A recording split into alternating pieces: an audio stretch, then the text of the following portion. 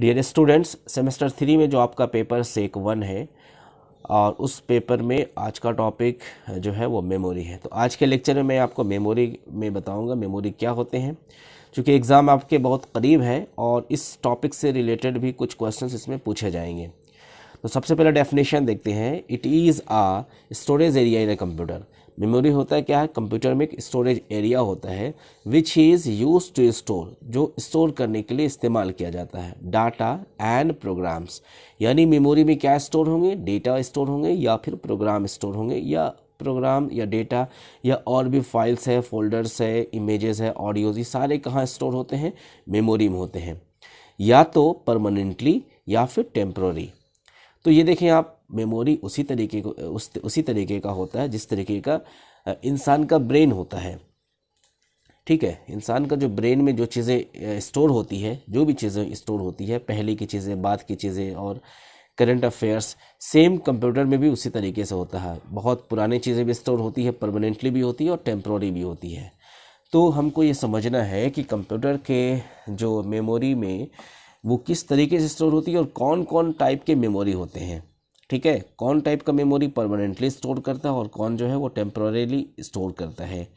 तो एग्ज़ाम में अगर क्वेश्चन पूछेगा आपसे, एग्ज़ाम में आपसे क्वेश्चन पूछ दिया, एक रैम दे दिया, ठीक है, और पूछेगा कि ये रैम किस टाइप का मेमोरी है, रैम जो है ये किस टाइप का मेमोरी है, या फिर आपको क्वेश्चन पूछेगा रोम दे देगा, बोलेगा रोम किस टाइप का मेमोरी है। देखिए, अगर आप में से बहुत सारे स्टूडेंट नहीं जानते हैं तो अभी मैं आप इसको क्लियर करूँगा कि रैम जो होता है रैंडम एक्सेस मेमोरी, या फिर रोम जो होता है रीड ऑनली मेमोरी, ये दोनों किस टाइप का मेमोरी होता है।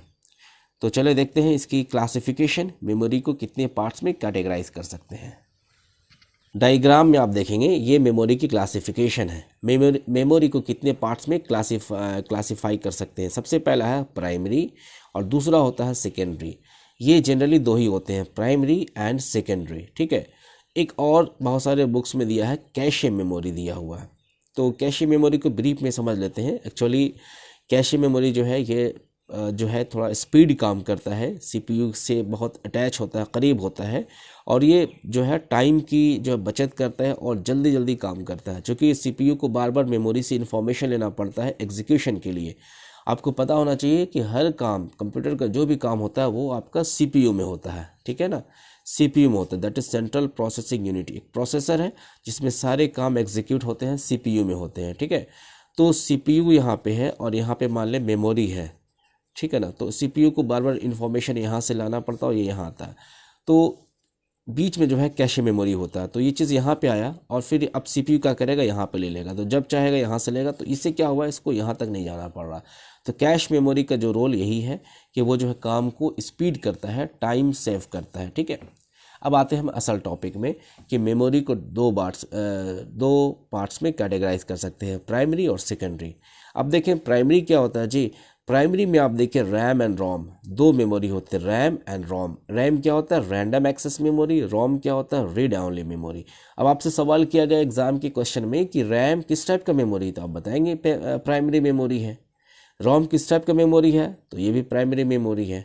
उसी तरीके से अब आते हैं सेकेंडरी में। सेकेंडरी में क्या होता है, जैसे हार्ड डिस्क है, सीडी रोम है, पेन ड्राइव है, फ्लैश ड्राइव है, जिसमें हम डेटा को परमानेंटली स्टोर कर सकते हैं। और ये सब ड्राइव में ह्यूज अमाउंट ऑफ डेटा जो स्टोर होते हैं। ठीक है, जैसे हार्ड डिस्क में बहुत ही ज़्यादा डेटा को हम स्टोर कर सकते हैं। तो इस डायग्राम से आपको समझ में आ गया कि मेमोरी के दो पार्ट्स होते हैं, प्राइमरी और सेकेंडरी। अब रैम रोम प्राइमरी में आ गया, hard disk, CD ROM, pen drive, flash drive, ये सब किस में चला गया? सेकेंडरी में चला गया। ठीक है, तो यहाँ तक आपके कंसेप्ट्स क्लियर हो गए होंगे। अब एग्जाम में इससे रिलेटेड कुछ क्वेश्चंस पूछे जाएंगे तो आप ज़रूर उसको सॉल्व कर लेंगे। अब यहाँ पे थोड़ा सा हम आपको रैम और रोम को ब्रीफ में बता देते हैं, ये होता क्या है, इसके कितने टाइप्स होते हैं, रोम के कितने टाइप्स होते हैं और ये काम कैसे करता है। ठीक है, अब यहाँ पे हम ब्रीफ में देखते हैं रैम एंड रोम। ठीक है, रैम जो है ये रैंडम एक्सेस मेमोरी है, यानी मेमोरी को रैंडमली एक्सेस किया जाता है। और दूसरा पॉइंट जो है वोलाटाइल है, ये बहुत ही इंपॉर्टेंट है। एग्जाम में क्वेश्चन पूछेगा रैम वोलाटाइल है या नॉन वोलाटाइल है, तो आप लिखेंगे वोलाटाइल। क्यों है भाई?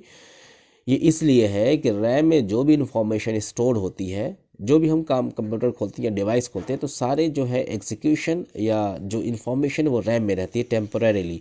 जैसे पावर कट हो जाता है या ऑफ हो जाता है डिवाइस, तो वो क्या होता है, सारे डेटा वहाँ से इरेज हो जाते हैं, इसलिए हम उसको वोलेटाइल कहते हैं। पावर कट होने से या ऑफ होने से वो सारे डेटा इरेज हो जाते हैं, तो इसलिए हम उसको क्या कहते हैं, वोलेटाइल कहते हैं। ठीक है। और फिर इसके दो टाइप्स होते हैं, एस रैम स्टैटिक रैम और डायनेमिक रैम। और इसमें जो स्टोरेज क्या होती है, टेम्पररी होती है, राइट।